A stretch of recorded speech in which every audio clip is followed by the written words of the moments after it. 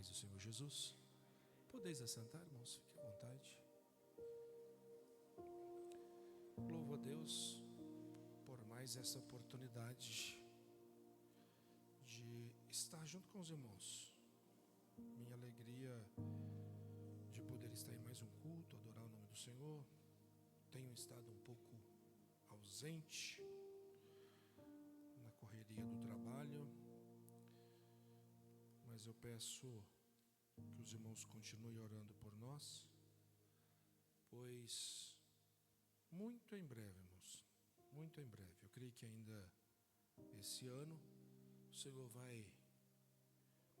nos dar a condição de assumir o nosso próprio negócio e trabalhar naquilo que a gente tem colocado no nosso coração desde dezembro do ano passado.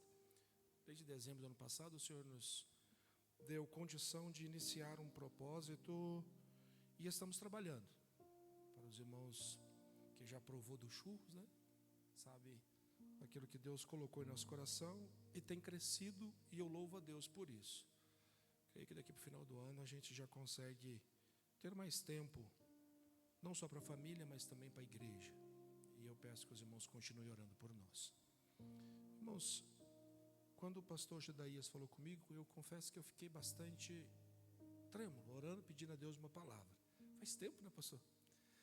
E o Senhor colocou em meu coração, já havia algum tempo que eu vinha meditando nessa palavra, e eu não sabia o porquê. Eu achava que Deus estava falando comigo, e estava. Mas eu quero compartilhar com os irmãos algumas experiências que a caminhada com Cristo nos faz entender.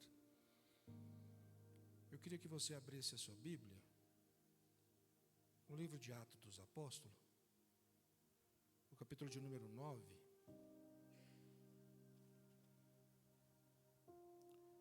E o verso de número 21.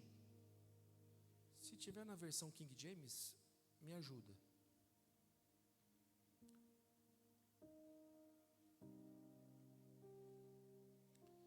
Amém? Todos quantos o ouviam ficavam atônitos e indagavam: ora, não é este o homem que em Jerusalém buscava destruir aqueles que invocavam o nome? E não é ele mesmo que tinha vindo aqui com a finalidade de detê-los e levá-los à presença dos principais sacerdotes? Amém? Só esse verso. A vida, às vezes, prega em nós algumas peças. Às vezes programamos, planejamos, projetamos, investimos e não entendemos por que não fluiu, por que não deu certo. Essa passagem é a prova de um projeto falido, porque a Bíblia fala no primeiro verso desse mesmo capítulo, que Saulo, melhor dizendo, ainda respirando ira, ódio, por aqueles que se declaravam fé no nome. Preste atenção, que até aqui, ainda não tinha sido intitulado cristão para aqueles que confessavam o nome de Jesus. Então alguns tradutores, alguns que transliteraram a Bíblia, vai chamar daqueles do caminho ou aqueles que confessavam o nome. Os discípulos ainda não tinham recebido o nome de cristão. Então havia algumas distorções para expressar a fé em Cristo. Mas Saulo, indignado com aqueles que confessavam o nome, pediram para os líderes de Jerusalém que pudesse ir a Damasco, buscar os fujões. Por conta da perseguição, alguns fugiram para vários lugares, mas Damasco recebeu a maior quantidade de cristãos. E então se tornou alvo de Saulo. E ele prontamente prepara alguns companheiros, pega a carta de autorização e vai para Damasco. Se não me falha a memória, a distância de 220, 230 quilômetros de distância, e eles a cavalo começam a jornada. Um ponto importante: este Saulo era um homem temente a Deus. Saulo não era um pagão, era um judeu. Conhecia a Deus, sabia exatamente quem era Deus. Não estamos falando de uma pessoa ignorante, muito pelo contrário. Um dos homens mais inteligentes, religiosamente, da sua época. Um homem que tinha uma desenvoltura intelectual muito grande, com conhecimento a respeito de Deus tremendo. Mas entenda uma coisa: não adianta conhecimento sem uma mente aberta para a realidade a qual está diante de você. O que precisamos entender é que o conhecimento sem a presença daquele que tem o nome, não adianta. Você patina no seco e não sai do lugar. O apóstolo Paulo, podemos dizer assim, na época ainda Saulo, sem a presença, só com o conhecimento, na sua ignorância, achava que estava cumprindo um propósito. Na sua ignorância, ele acreditava que estava fazendo o que Deus queria que ele fizesse. Entenda que todas as investidas dele contra a igreja era acreditando que esse era a vontade de Deus. É difícil quando a gente acredita que na nossa realidade é Deus que nos está fazendo passar por o que estamos passando. Muitas das vezes passamos por grande sofrimento por ignorância, por não abrir a nossa mente e entender que o projeto de Deus vai muito mais além do que aquilo que estamos pensando. Quantas pessoas acreditam que passar por escassez, provações, dificuldade é a vontade de Deus? Quantas pessoas acreditam que o sofrimento, que a doença, que é tudo aquilo que vem contra nós é a vontade de Deus? Talvez seja permissão para um ensinamento. Mas quando falamos de vontade de Deus, a vontade de Deus é que você assimile o que Ele planeja para você, e que através disso você cresça, que através disso uma grande obra seja feita. Porque, irmãos, todos quanto foram chamados por Deus, desempenhou um grande papel. Só que, quando olhamos para a chamada de Deus no Velho Testamento, para o Novo Testamento, há uma grande diferença. Porque quando olhamos para o Velho Testamento, a gente sempre vai ver alguém específico. Quando olhamos para Abraão, é o pai da fé, aquele que Deus escolheu para formar uma grande nação. Quando essa nação está formada, Deus escolhe outro, Moisés, que é o legislador, o que vai trazer a ordem, que vai trazer a lei, o que vai ensinar o povo a vontade de Deus e vai trazer para este povo a posição de nação. Porque a nação de Israel era uma tribo. Não tinha leis, não tinha dogmas, não tinha cultura, não tinha um segmento. Moisés trouxe tudo isso e deu para eles o direito de ser chamado nação. Depois Deus levanta vários juízes por situações. Entenda que sempre alguém é levantado por uma causa específica. Ninguém é chamado para a mesma coisa, cada um em uma função. No Velho Testamento, Deus não levantou dois Moisés. Deus levantou um Moisés e depois levantou um sucessor, Josué. Quando Deus levanta um Gideão, Deus não levanta, um Sansão para fazer a mesma coisa, totalmente diferente. Quando Deus levanta Samuel, o profeta, Deus não levanta um outro profeta para fazer a mesma coisa que Samuel fez. Não, as obras são diferentes. Até onde isso acontece? Até a chegada de Jesus. Quando Jesus chega, antes dele vem quem? João Batista, o último que recebeu uma chamada diferente. O último. Depois de João Batista, veio Jesus. E depois de Jesus, todos receberam a mesma chamada. Aqui não tem ninguém com uma chamada diferente da minha ou dos pastores que aqui estão. A chamada nossa é a mesma. Não tem ninguém diferente.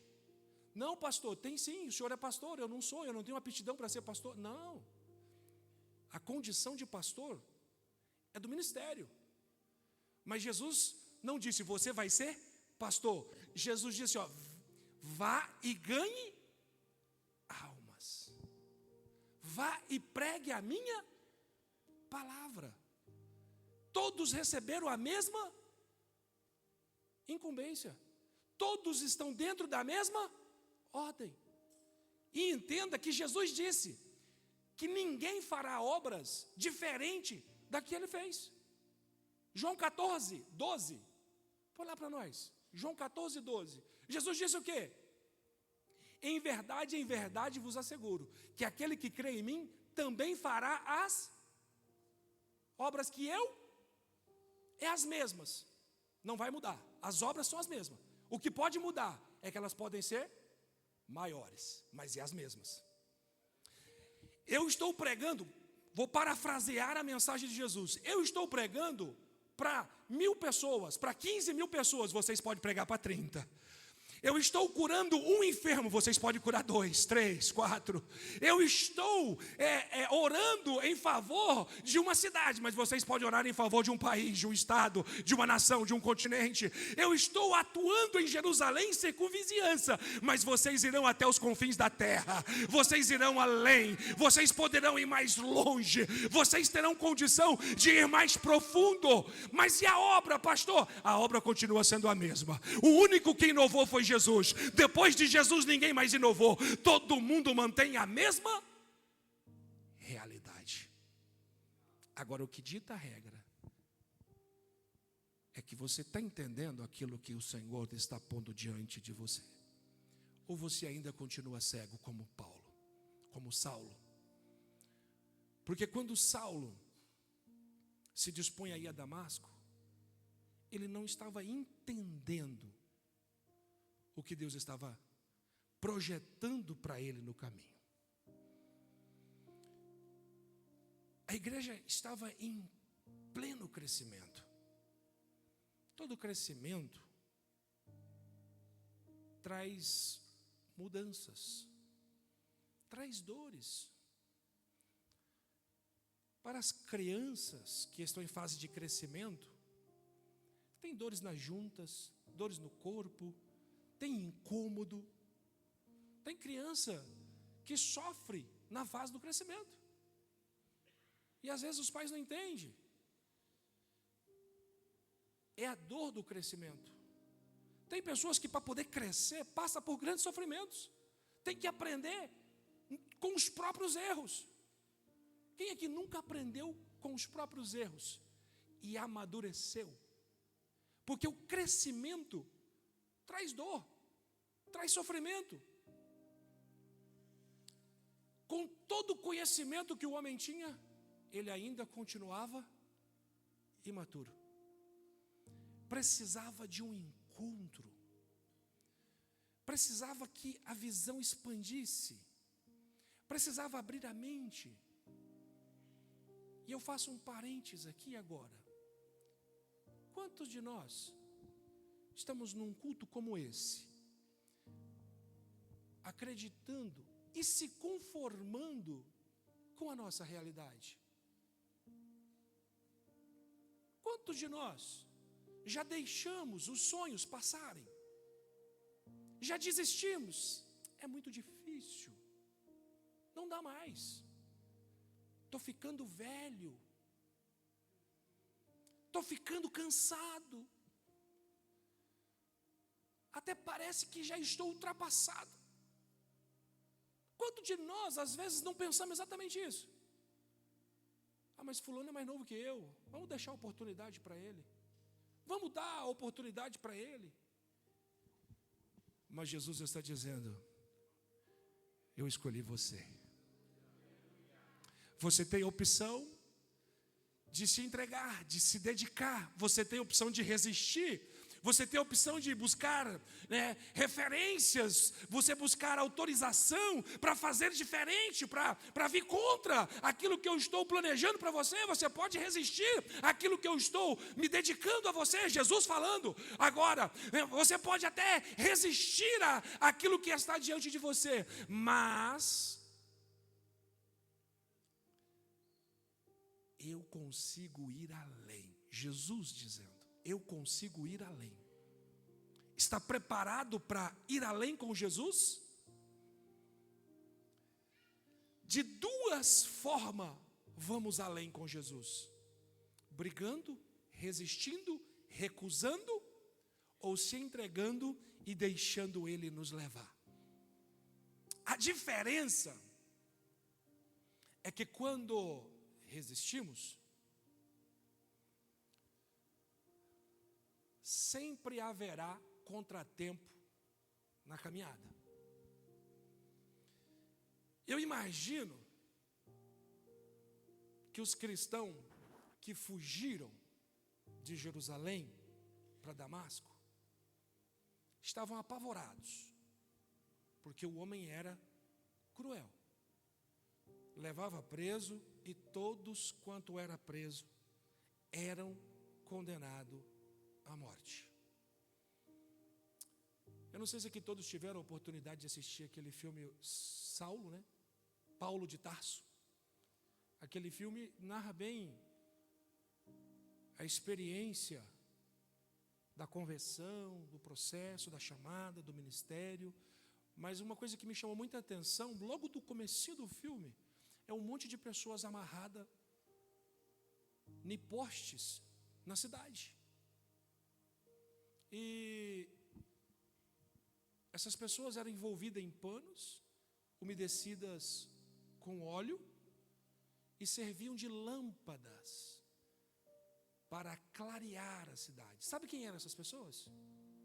Eram os cristãos que este mesmo homem prendia. Eram os cristãos que já tinham se entregado, que já sabiam da chamada de Deus para a sua vida.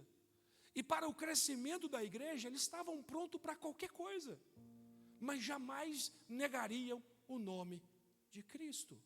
Jamais negligenciaria a obra que Cristo colocou à sua frente, ainda que esta obra era se entregar como ovelha ao matadouro. Essas pessoas estavam dispostas a tudo por causa de Cristo.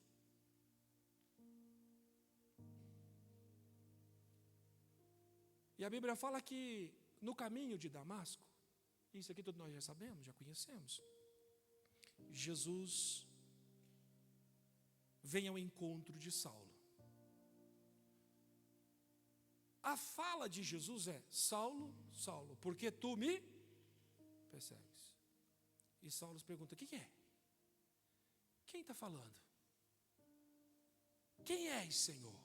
Porque uma coisa é certa, ele ouviu a voz, mas não viu quem falava. E o texto bíblico fala que até os companheiros ouviram a voz e não sabiam de onde estava vindo aquela voz. Ao ponto que quando ele abre os olhos, percebe que está cego. Esse é o preço da resistência. Esse é o preço de achar que a bênção é só por irmão que está do teu lado. Para você é sofrimento. Para você é angústia. Para você nada se encaixa. Porque tem gente que pensa dessa forma.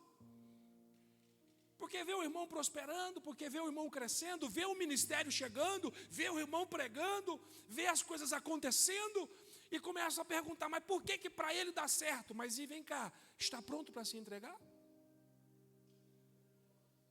Está pronto para deixar Jesus conduzir você?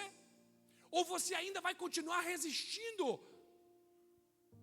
na sua ignorância, na sua pequenez, e achando que a graça de Deus na sua vida é menor do que a graça de Deus na vida do teu irmão? Se o preço de cruz é o mesmo, se a quantidade de pecado é a mesma, se o sangue que converte 1, 2, 3, 4 pecados em milagre, em purificação, não importa para Deus. O que importa é o quanto você está disposto a dizer para Ele hoje: quem és, Senhor? O que quer, Senhor?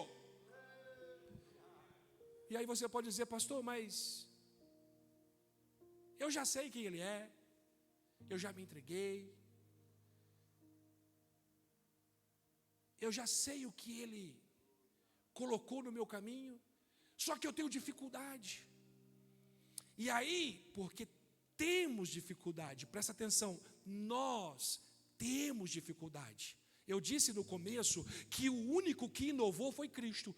Depois de Cristo, todo mundo faz a mesma coisa, ninguém faz nada diferente. Jesus foi o único que chegou, inovou, trouxe tudo isso que conhecemos hoje. E hoje a gente só consegue uma coisa: é sentir a presença do Espírito Santo e dizer para Ele: Senhor, eu quero ser impactado, eu quero ser cheio, eu quero ser usado. E dizer para Ele: Senhor, pode me usar, pode me encher, me ensina a ministrar a tua palavra, me ensina a pregar o teu evangelho, me ensina a buscar almas lá no mundo e trazer para a tua presença. Esse é o legado da igreja: ganhar almas e trazer para a presença de Cristo. E quantos de nós escondemos atrás da desculpa de que não conseguimos e viramos para o Senhor e dizemos: Senhor, eu não consigo, eu sou tímido, eu não sei falar. Lembra de Moisés? Era um bom orador? Senhor, quem vai comigo? Eu sou pesado em palavras. Jeremias, o próprio profeta Isaías, quando viu os querubins, o que ele disse? Ai de mim que vou perecendo, porque sou um homem de impuro lábios. Quando a graça de Deus chega, irmãos, não tem ninguém capacitado. Quando a graça de Deus chega, ela revela realmente quem somos. Ela revela o quanto somos necessitados da misericórdia. E quando entendemos que só a graça nos faz enxergar quem somos e quem Ele é, e o quanto é milagroso ter a presença dEle dentro dos nossos corações. Quando a presença dEle é reconhecida dentro de nós, a gente consegue transcender a nossa realidade e mostrar para aqueles que estão diante de nós o quanto a graça faz milagre, o quanto a graça é salvífica, o quanto a graça nos ensina, nos capacita. Quantos estão cheios da graça aqui nessa noite? Saia do ambiente de medo, saia do ambiente de temor e entra na presença dEle e diga para Ele nessa noite: Senhor, eu quero pregar a Tua palavra, eu quero ministrar a Tua palavra, eu quero sair do ambiente de perseguição, eu quero sair do ambiente de medo e entrar no ambiente da Tua vontade, e entrar no ambiente da Tua presença, pois eu sei que com ela muitos serão alcançados. Você pode levantar a tua mão e dar um glória ao nome de Jesus? Você pode dizer para Ele: Senhor, eu quero ser usado, Senhor, eu quero ser usado ainda mais. Porque você pode dizer: pastor, mas eu já sou usado. Mas quem disse para você que o limite de Deus para a sua vida chegou ao ápice? Quantas almas já saíram curadas da tua presença? Quantos milagres Jesus já fez através de você?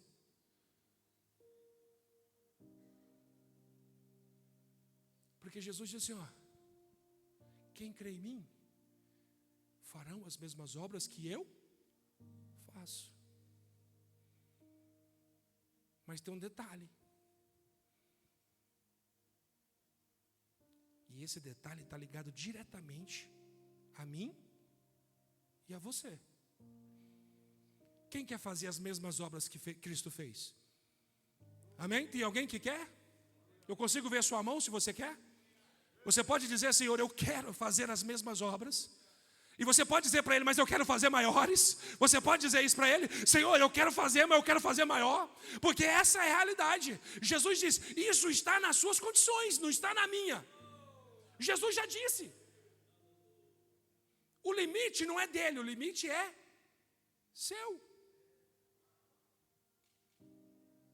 Quanto mais você descer na presença dele, maior serão as obras dele sendo realizadas através de você.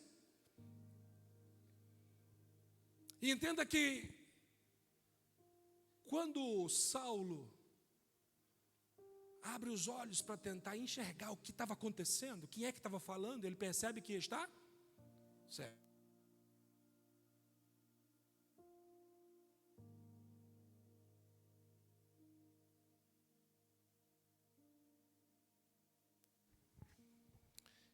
E agora, tateando a realidade à sua frente, sem conseguir tocar em nada, sem conseguir saber o que está acontecendo, os seus companheiros, que estavam indo para auxiliá-lo, é que passa a guiá-lo até uma casa lá em Damasco. E preste atenção, que de vez em quando Deus faz uns negócios na vida da gente, que é para deixar tudo mais difícil. Eu já pesquisei, já fui na Bíblia, já busquei informação, já fui atrás, de vários historiadores bíblicos. Quem é o tal do Ananias, que é mencionado no capítulo 9? Ele só aparece ali, não é o mesmo Ananias que apresentou Jesus, não é outros Ananias que a Bíblia comenta, não, ele só aparece ali. Só ali. Mas a Bíblia fala que ele era um homem sincero, reto, íntegro, temente a Deus, um verdadeiro judeu. E agora ele está orando. E o que me chama a atenção é que ele está orando de um lado, e Saulo está orando do outro. Presta atenção que Deus faz uns negócios que não adianta tentar entender o que Deus está fazendo. Só ouve a voz de Deus e deixa ser guiado. Porque Deus vira para Ananias e fala assim, ó, lá na casa, Judas, né? Lá na casa de Judas, tem um homem hospedado lá, e o nome dele é Saulo de Tarso. E ele está cego. E ele está orando lá, e eu disse para ele que você vai lá orar por ele, para que as vistas dele sejam recobradas. Olha que prova. E aí ele virou e falou para Deus, mas Senhor, está cego? E Deus falou, está cego. Mas que maravilha! Era tudo que nós precisávamos. Esse homem cego, Senhor, ninguém mais morre. Esse homem cego não tem mais perseguição. E ele falou assim, vou parafrasear aqui para você entender a situação do tal do Ananias. Senhor, nós fugimos de Jerusalém por causa desse homem. E ficamos sabendo que esse homem conseguiu autorização dos líderes lá em Jerusalém para vir perseguir nós aqui. E o Senhor encontrou com ele no caminho? Encontrei, Ananias. E agora ele não vê? Oh, Jesus, obrigado. Tu és um Deus presente na vida da igreja. Esse homem cego é bênção. Aí Deus fala uma coisa para Ananias que não fala para Saulo. Ananias, vai lá, porque ele precisa ver. Porque eu vou mostrar para ele o quanto ele vai padecer pelo meu nome. O nome, entenda que o nome de Cristo é a causa de estarmos aqui. O nome de Cristo é a causa de você estar de pé. O nome de Cristo, ainda que você não creia, ainda que você ainda não assimilou, como Saulo não tinha entendido, ainda que você não assimilou o que Deus preparou para você, Deus está te conduzindo por caminhos que você vai entender, e a hora que você entender, você vai dizer: por que que eu não entendi isso antes? Por que que pelas minhas mãos tantas mazelas foram feitas contra este povo? Porque foi isso que ele pensou depois que as escamas caíram dos seus olhos, e ele pôde contemplar as mãos e a oração daquele que foi enviado de Deus para mudar a sua história.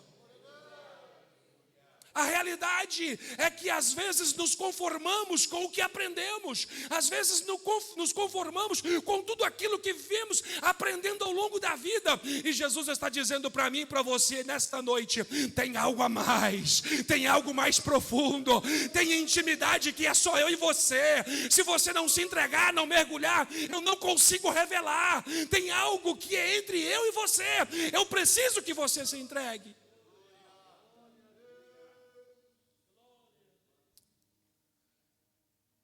E Jesus está te convidando nessa noite a sair da tua realidade e a entender que não importa se você vai sair do teu lugar e colocar as mãos sobre a cabeça de um Saulo para que seja transformado em um Paulo, ou se você é o Saulo que vai ser transformado em Paulo para pregar o Evangelho. O que eu preciso que você entenda é que as duas realidades, por mais que pareça ser diferente, são iguais. Porque um pensava que era crente, um achava que era crente, um achava que agia em propósito de Deus, e o outro estava pensando que agora estava livre do algoz, e Jesus tinha pego o algoz e transformado em um santo, em um pregador, em um evangelista, em um homem intelectual dos céus para ministrar, mas precisava de um sim,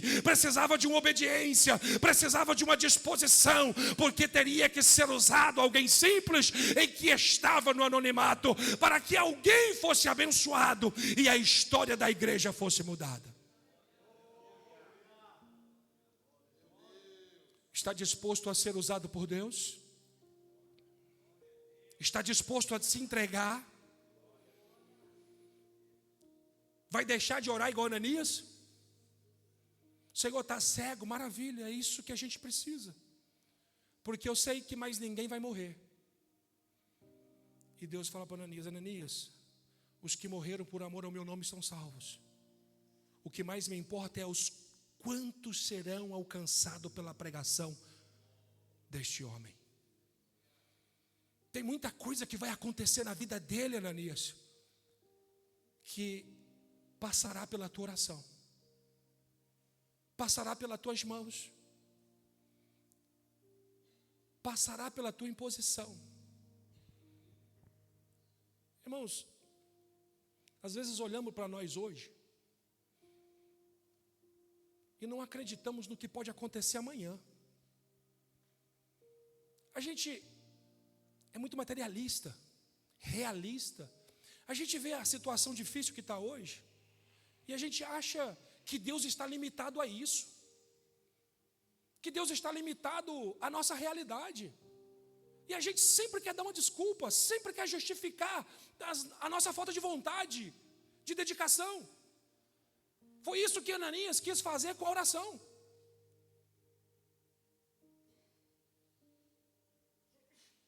Ananias é citado só aqui, mas foi fundamental para tudo que aconteceu na história da igreja. Fundamental. Precisamos valorizar o projeto de Deus na vida de Ananias, porque foi através da imposição de mão dele que o segundo maior pregador da história da igreja recobrou a visão. Tem Ananias aí hoje?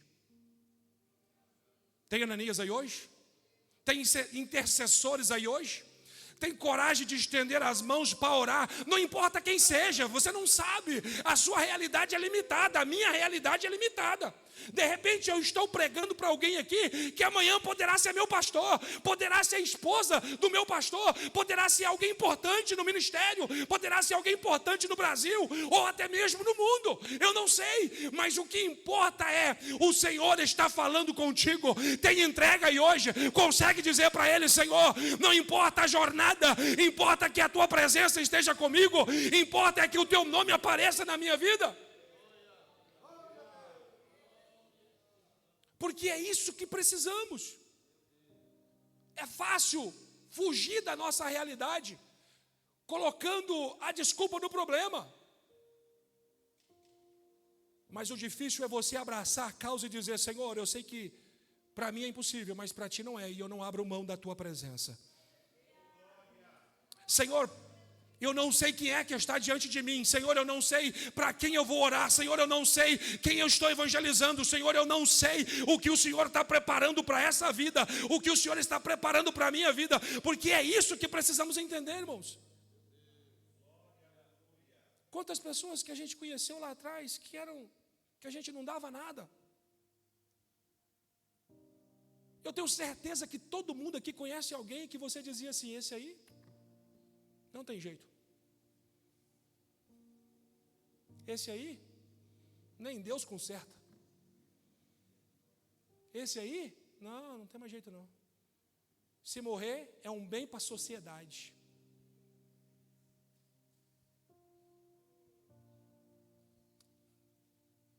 Aí Jesus mandou Ananias lá.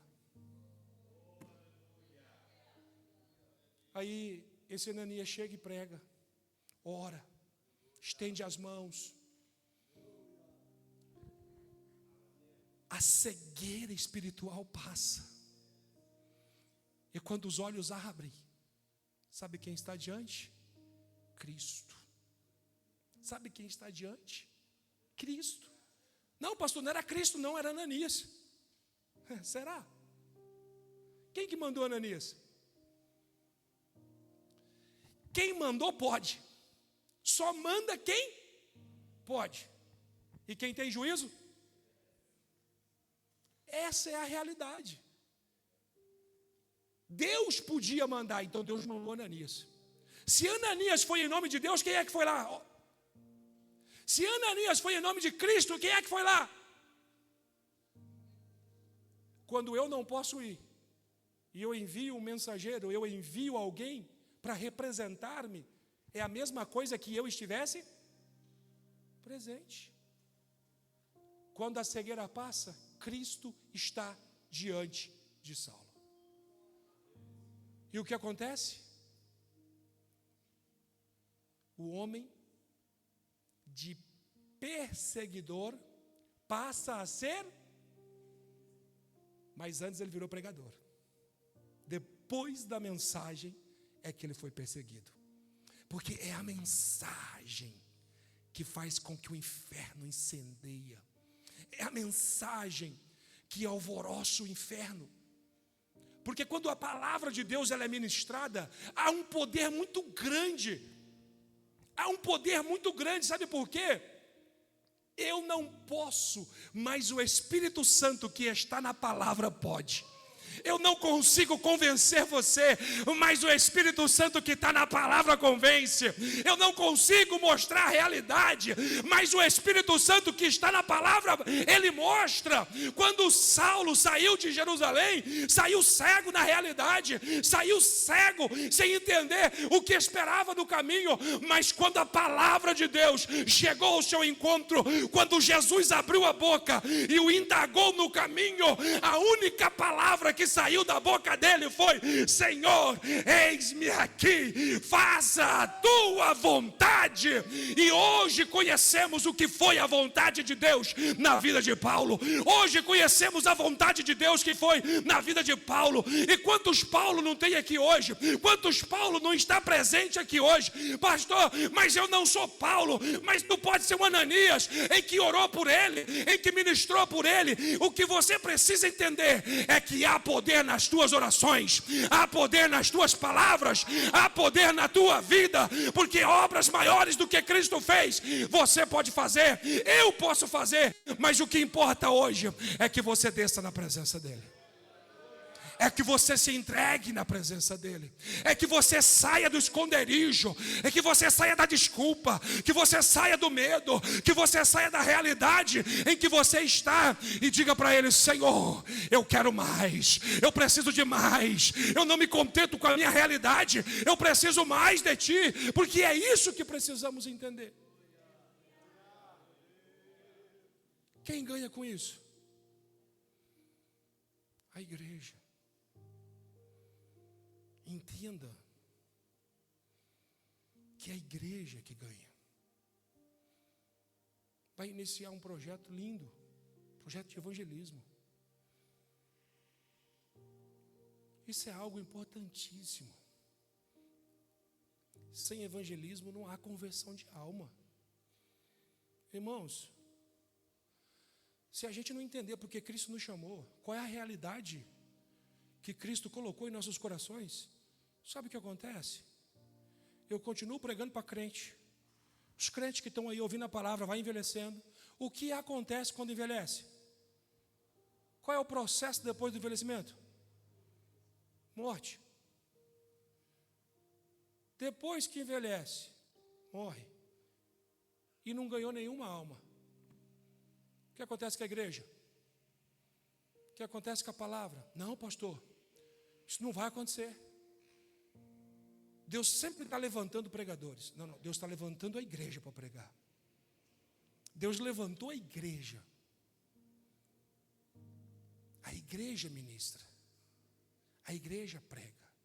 A unção desce aonde? Na igreja.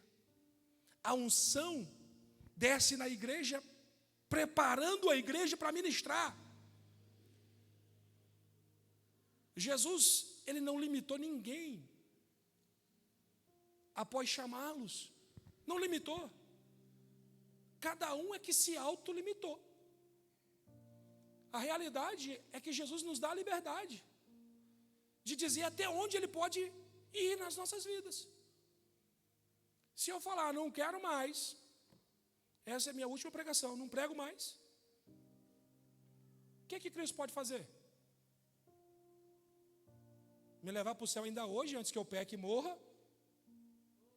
Ou fazer eu passar pela cegueira de Paulo, de Saulo, para entender que quando ele escolhe, existe duas condições. A primeira é a mais fácil. Eu reconheço que fui chamado, eu me entrego e deixo Ele me conduzir. E quando Ele conduz, os irmãos sabem, sempre haverá milagre. Ou eu resisto, ou eu acho que tudo que eu tenho de conhecimento é suficiente e resisto. E quando eu resisto, Ele diz, agora não é mais pelo amor. Agora eu vou ter que fazer igual o pescador faz com o peixe. O caboclo vai lá, põe uma isca deliciosa para o peixe, e ele fica olhando na boinha da vara lá, ó.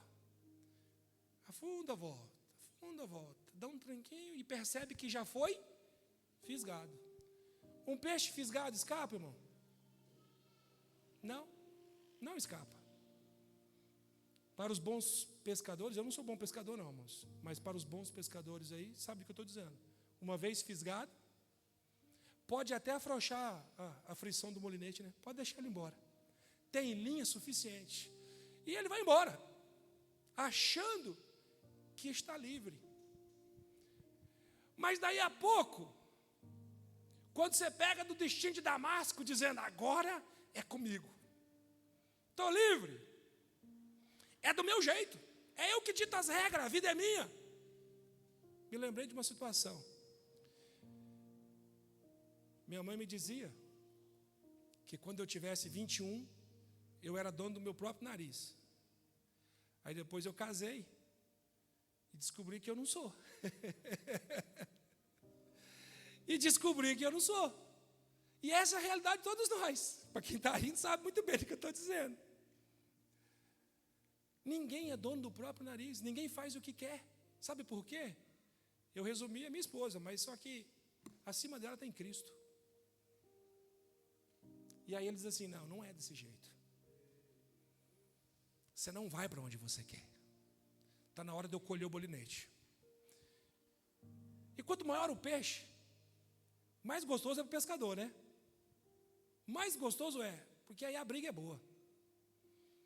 E aí o peixe salta para fora d'água, faz aquela cena linda que todo pescador curte. E o que acontece com o peixe no final da história? Vai parar no sapiquá lá, no negócio do pescador lá, e não tem para onde correr. Vai virar fritura, vai virar filé, vai virar o que o pescador achar que vai, um bom escabeche. Vai parar na mão do pescador. Eu não conheço pescador melhor do que Jesus. Não conheço. Porque quando Jesus chamou aquele monte de pescador, depois de uma noite inteira pescando e não pegou um peixe, Jesus virou para ele assim, vocês não sabem pescar. Vocês é muito ruim. Vocês não sabem pescar não. Vocês estão pescando do lado esquerdo. Olha bem, irmão, presta atenção. Ó, tem mensagem subliminar aí. Vocês estão pescando do lado esquerdo a noite toda. O dia chegou, joga do lado direito. O negócio está do lado direito. Vocês estão errados nesse negócio aí. Joga do lado direito. O que aconteceu? 124 grandes. Jesus sabe exatamente o que ele vai fazer. Jesus é o que dá aula para professores. Senhor, eu já fiz mestrado, doutorado. Jesus dizendo, eu sou aquele que ensina doutores. Com 12 anos, Jesus ensinava os doutores da lei lá no templo. Jesus sabe, ninguém escapa dele. E aí você pode fazer como Paulo. Vou para Damasco, vou prender mais um punhado de crente. Esse negócio de seguir Jesus está errado. Eu tenho que abandonar muita coisa, eu tenho que desistir de muitos sonhos, eu tenho que mudar a minha vida. Nunca foi. E Jesus está dizendo assim, na hora certa eu te puxo. A gente pode escolher pela chamada, igual os discípulos. O que os discípulos ouviram de Jesus? Deixa tudo e vem. Deixa tudo e vem. O que eles fizeram? Deixaram, foram.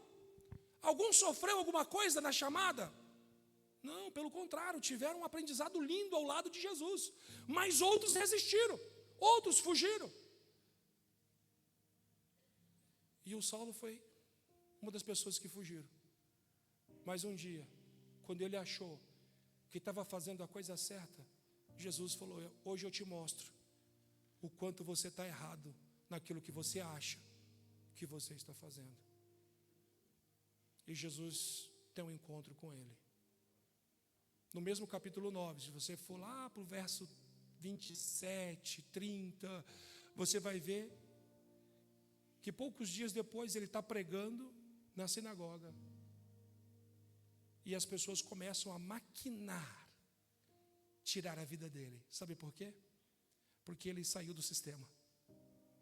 Agora, o negócio dele é Cristo. Agora, o negócio dele é buscar as almas perdidas. É estar à disposição da vontade de Cristo.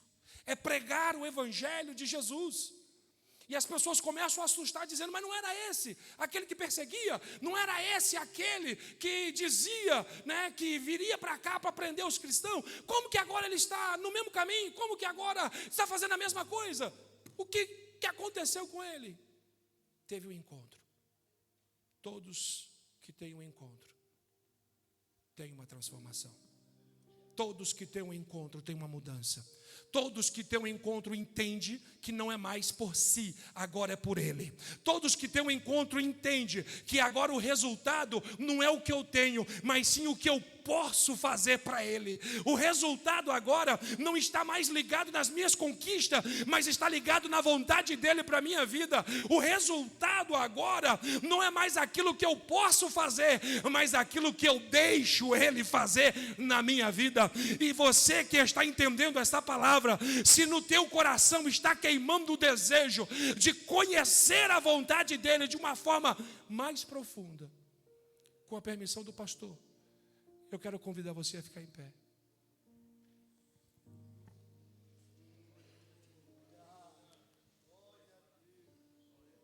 E eu quero dizer para você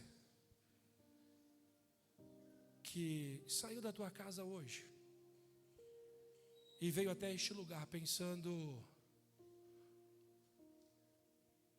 em que a sua vida está muito monótona, que nada muda, que nada se faz diferente, que você queria algo novo, e que esse algo novo não é físico, mas é espiritual. Se você tiver coragem, eu queria convidar você a sair do teu lugar. Pastor, mas eu já tenho esse algo novo. Calma, vai chegar a sua vez. Isso é para aqueles que ainda não têm. Se você quiser sair do teu lugar e vir à frente, eu vou orar por você. Enquanto o Espírito Santo vai trabalhando aí no teu coração, agora eu vou falar com aqueles que já têm. Porque essa é a realidade. Quantos Ananias não tem aqui hoje? Senhor, mas esse perseguia. Do jeito que está, tá bom, Senhor. Quantos Ananias não tem aqui? Mas, Senhor, do jeito que está, tá ótimo. Para que mais? Para que mudar? Para que vai devolver a vista para ele perseguir nós? Não consegue enxergar o que Deus está preparando para você bem na sua frente. Quantos acreditam que tem algo mais de Deus para a sua vida e quer ver esse algo mais? Agora eu convido você a sair do teu lugar e vir à frente. Se tiver coragem de virar para Deus e falar: Senhor, eu quero algo mais, eu te convido a sair daí e vir para cá, porque é isso que precisamos. Você já tem, você já está na presença, você já recebeu, você já tem conhecimento, você já foi chamado. Você só precisa enxergar que a tua realidade não é a realidade que Deus quer para você. Dá para ir mais profundo, dá para ir mais além. Pastor, mas como eu faço? Fica tranquilo, as escamas vão cair dos teus olhos, você vai ver. Você vai ser impactado pela presença do nome. Há algo sobrenatural de Deus para revelar somente para você. É seu. Você precisa dizer para Ele: Senhor, eu vou. Você precisa dizer para Ele: eu não questiono, eu vou. Você precisa dizer para Ele: Senhor, me prepara. Porque não vai ser fácil. Nunca foi. Mas você nunca estará sozinho. Ele vai estar com você. Fecha os olhos, deixa o Espírito Santo agir no seu coração. Deixa o Espírito Santo te envolver, deixa o Espírito Santo te capacitar. Deixa o Espírito Santo moldar aquilo que é só seu e Ele. Mas entenda que há um sobrenatural hoje agindo na sua vida. Ele quer revelar você, Ele quer revelar você naquilo que você ainda não entende.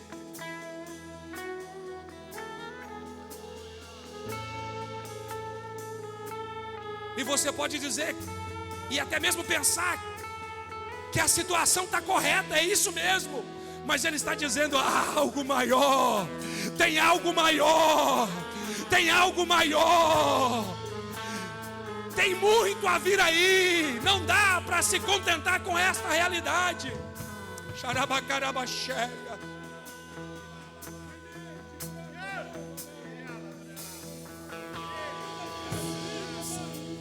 Que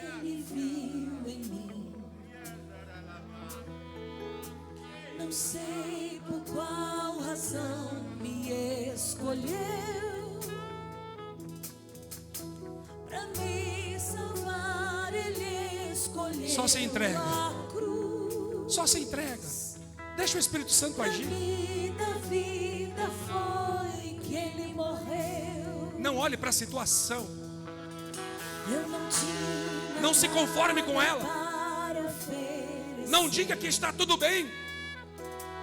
Não diga que não precisa melhorar. Que nada fiz pra merecer. Não diga que você já atingiu o seu máximo.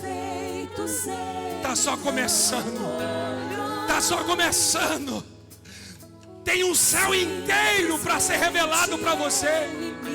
Tem uma realidade espiritual inteira para ser revelada para você.